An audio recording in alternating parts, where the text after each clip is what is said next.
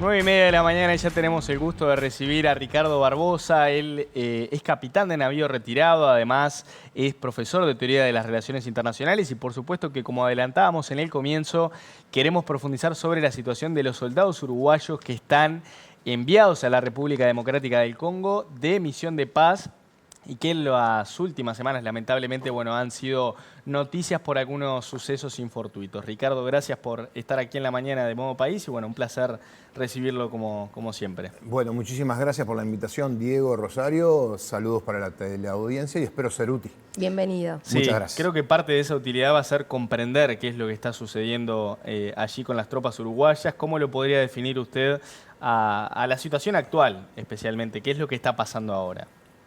Para que la gente pueda comprender rápidamente, es como si fuera un postre de muchas capas. ¿Por qué?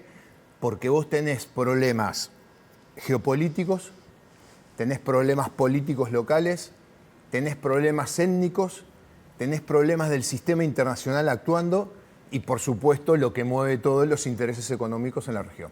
Entonces, todo eso, cuando vos tomás una decisión, estás cortando ese postre y estás cortando todas esas capas a la misma vez. No actúas en forma independiente. Es imposible actuar en forma independiente vinculado a toda esa temática que por algo es una de las misiones más viejas, empieza en el año 2000, pero hay antecedentes en la década del 60, derriban al secretario general de Naciones Unidas de un misilazo, o sea, el avión lo derriban. Hay combates, hubo un intento en la provincia del sur de Cananga, que es la zona diamantera, de ser independiente, e intervino la Fuerza Aérea Sueca por Naciones Unidas, es la única vez en la historia de Naciones Unidas. O sea, viene todo el siglo XIX con fuerza de conflictos y entra en el XXI. Para hacerlo simple también, y agradecemos esto de explicarlo para que todos podamos entender, ¿por qué tiene tanta fuerza el M23? ¿Por qué es tan interesante el Congo? Porque uno dice, ¿qué pasa en el Congo que hay intereses? ¿Cómo hace el M23 para tener tanta potencia? ¿Qué pasa con los intereses de Ruanda? El enojo que tiene por un genocidio pasado, pero también cuáles son sus intereses económicos. Entonces, para también entender hoy cuál es ese rol geopolítico estratégico que tiene el Congo, que a veces nosotros desconocemos tanto de lo que pasa en África. Sí. África, digo, uno cuando convive, yo estuve en Congo del 2003 al 2004, 16 meses, uno convive con la gente, empieza a hablar con lo que le decíamos los viejos, personas de 40 años, porque la expectativa de vida es poca. Y ahí lo que vos tenés es lo que dice la palabra geopolítica, porque la palabra geopolítica es la combinación de geografía con política, o sea, la política está subordinada a la geografía. ¿Qué quiere decir esto? Que hay lugares en el mundo que, basados en la geografía y dentro de esos ítems, los recursos, te condiciona la importancia del lugar. Por ejemplo sencillo, Malvinas hasta el siglo XIX era muy importante no solo por el control del Estrecho de Magallanes, sino por la caza de ballenas, porque de ahí se obtenía el aceite para las lámparas. A partir de que sale el petróleo, el aceite se desplaza y deja de ser importante para un rubro, pero no para la parte estratégica del control del canal en el sur. Congo, históricamente, si vos te tenés que ir un poco al siglo XIX, 1812, Convención de Viena, donde los ingleses logran imponer de que los ríos que atraviesan varios países son internacionales y no pagan peaje, o sea, vos podés moverte sin pagar nada para tu mercadería.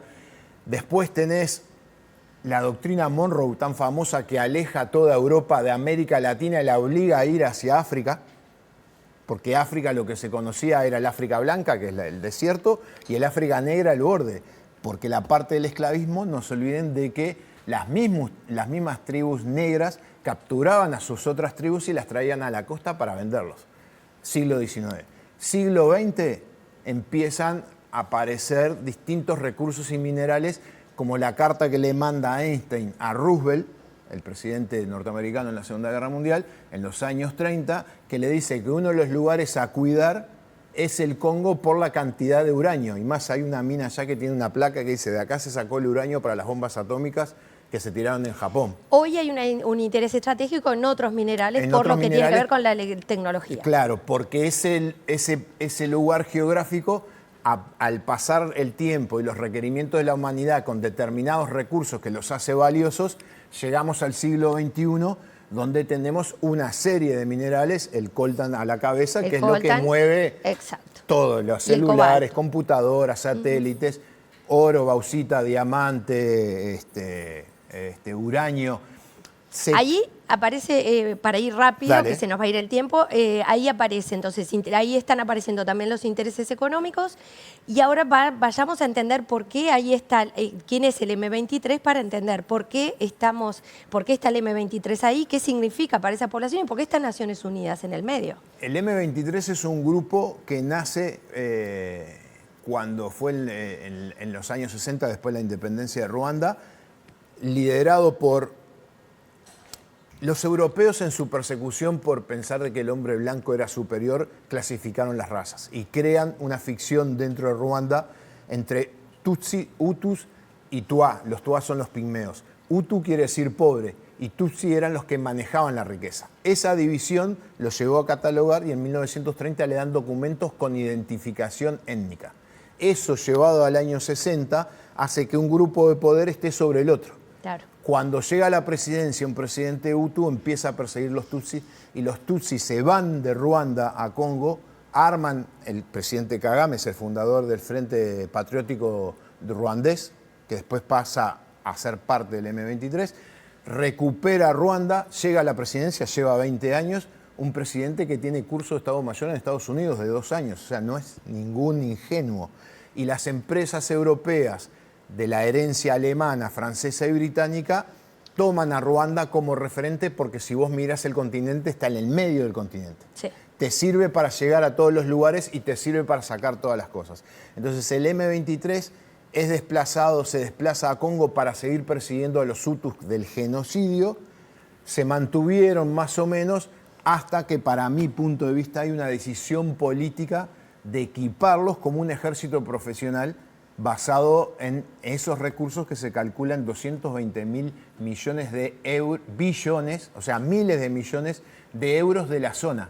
O sea, el que tenga eso maneja esa riqueza. Y si vos ves lo que pasó últimamente, el M23 ya hace más de 1 año, 2 años, se conforma con un ejército profesional con alta tecnología, que fue lo que le pasó al soldado uruguayo, y empieza este año, cuando la misión de paz, el Congo había pedido retirarla y se disminuyó los efectivos, hace una movida de abarcar toda la zona de lo que se llama del lago Kivu, que es Kivu Norte y Kivu Sur. Para que la gente tenga una imagen, sería toda la laguna Merín de norte a sur.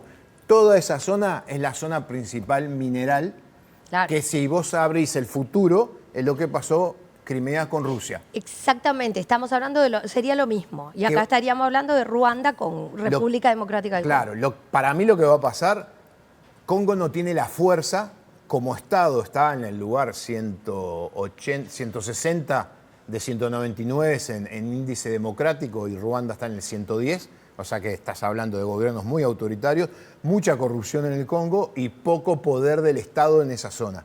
Entonces, a futuro, ¿qué va a quedar? 3 opciones.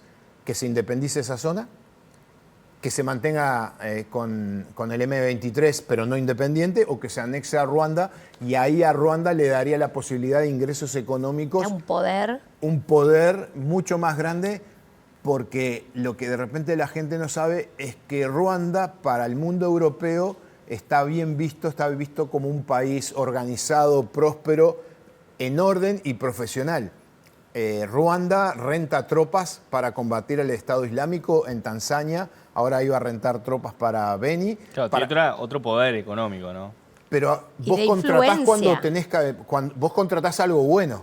Entonces en África, Wagner trató de combatir el Estado Islámico, no pudo, hubo unos mercenarios sudafricanos que tampoco pudieron, y el ejército ruandés hoy en Mozambique está combatiendo al Estado Islámico, contratado por la empresa Total francesa. Y en todo este combo, Ricardo, ¿dónde entra el ejército uruguayo? ¿Por qué Uruguay, para que se entienda, por qué Uruguay intercede allí con militares que van a hacer misiones de paz? Que, por ejemplo, hace unos días le transmitieron al ministro de Defensa que quieren continuar en su misión de paz, a pesar de esto que pasó con el soldado Álvarez. Lo que pasa es que para el militar vos podés... Lamentablemente hay una visión media despectiva de las Fuerzas Armadas y para muchos piensan de que es un seguro de paro mejorado. Para algunos de los que están adentro de las Fuerzas Armadas pasa a ser una profesión y pasan a tratar de ser buenos profesionales. Y en estas zonas vos actuás como profesional, porque cada decisión que tomás es una decisión real sobre el terreno, que no es un ejercicio y no volvés atrás. El Uruguay, a lo largo del tiempo, y en especial el Congo, tiene una buena tradición profesional, porque ha habido un montón de incidentes. Yo he vivido incidentes de ver otros ejércitos dejar las armas e irse. Uruguay siempre ha estado como reserva. ¿Qué quiere decir reserva? Que depende del comandante en jefe para situaciones de conflicto graves o problemas que haya. ¿Por qué estaba en Goma? Porque ahí está el cuartel general. No está solo el ejército, hay observadores militares de Marina y Ejército y Fuerza Aérea. Entonces, cuando vos tenés un problema, usás la reserva. Cuando la amenaza venía sobre la ciudad de Goma, como una de las principales misiones es proteger a la población civil, el Force Commander senegalés dio la orden de establecer lo que se llama una posición de bloqueo. Una posición de bloqueo quiere decir cortarle el camino al que viene. El que viene mandó un mensaje diciendo: el que se me meta adelante, lo enfrento. Claro. Y por la alta tecnología que están manejando, de casi 6-7 kilómetros, le erraron por 20 centímetros. O sea, le pegaron justo al blindado. Y lamentablemente murió este soldado, que como ustedes deben haber sabido, la señora, antes de irse, él dijo que si tenía que morir, moría. Porque es parte de la profesión. Exactamente, y quisiéramos profundizar un poquito en esto, ¿no? ¿Qué rol tiene, más allá, estábamos hablando todo el contexto, los países, los intereses, los minerales, o sea, esto que es tan grande, pero cuando van allí al Congo y se acercan nuestros militares y están con la gente, con el pueblo, usted dijo la importancia que tienen en el terreno, para que podamos entender cuánto significa esto, la presencia de estos uruguayos en que haya comida para la gente local, que se reduzcan las violaciones, que se proteja a los niños, a las mujeres. Esto es el último mandato de Naciones Unidas del 20 de diciembre del 2024, donde establece qué tienen que hacer las Naciones Unidas en el lugar. ¿Qué está haciendo los uruguayos en ese lugar? Esto es una decisión política, que vos la tenés que transferir a una decisión en el terreno. Es lo que se llama de lo estratégico vas a lo táctico. Lo táctico, ¿qué quiere decir? Que tenés reglas de enfrentamiento, que tenés un montón de actividades y misiones y apoyás a otro tipo de actividades y misiones dentro de Naciones Unidas y te vinculás con la población civil. Y antiguamente se le decía show the flag, mostrar la bandera. ¿Qué quiere decir eso? Que la población, cuando ve las tropas de Naciones Unidas o su bandera, sabe que hay un tercero que no está en el conflicto, que puede ser garante de la seguridad o de la vida de esas personas. Que lo cuida. Es la única chance que tienen de que los cuide, porque si quedan en el medio de un conflicto o puede haber abuso del gobierno, puede haber abuso de las guerrillas. Entonces, Uruguay, en su área de misión, porque vos cuando llegás te dan un área, por ejemplo, yo fui segundo jefe de un batallón en Haití, yo tenía Durazno y Tacuarembú junto con 4 millones de personas. Ahí todos los días se salían casi 10, 12 patrullas, que quería decir ir a los lugares, hablar con los líderes locales, hablar con la gente, transmitirles las ideas, recoger qué es lo que está pasando y mostrar que Naciones Unidas está tratando de colaborar en que los que están en discordia cumplan los tratados y se pacifique el país. Muchos lo catalogan de fracaso, pero si vos mirás que empezó en el año 2000, estamos en el 2025 y casi el 80% del país se pacificó, yo no creo que sea un fracaso. Y ahora, en este contexto que mencionábamos hace un rato con el fallecimiento del soldado Álvarez, ¿cómo está nuestro ejército? O sea, las personas enviadas allí tienen una presión emocional, imagino. Hay de todo. Operativa. Sí, ¿Cómo se está dando ahora? Vos cuando en un ejército profesional, todos saben que pueden morir. En un ejército que el país, como te decía, para muchos es como un seguro de empleo mejorado, muchos que van a las misiones van porque nunca ha pasado nada hasta que pasa. Otros van y van como profesionales sabiendo que puede pasar algo. Y no dudo que los mandos, los oficiales, cuando van allá, planifican para la peor situación. Por lo menos yo lo hacía así. Claro, los que era advierten. combatir. Los advierten. Te preparás para combatir. Si no combatís, estás bárbaro. Pero si te toca combatir, tener la posibilidad de sobrevivir. porque si no, y Congo tiene una tradición de haber atacado varias veces a tropas de Naciones Unidas. Entonces, ahora no dudo que de los 752 que hay gente que se querrá volver, hay gente que se quiere quedar, y hay gente que dice cumplí mi ciclo.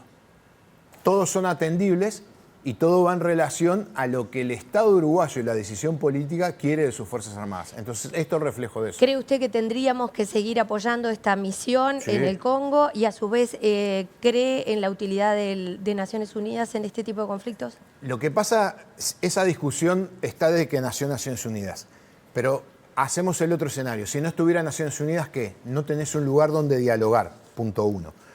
Punto 2.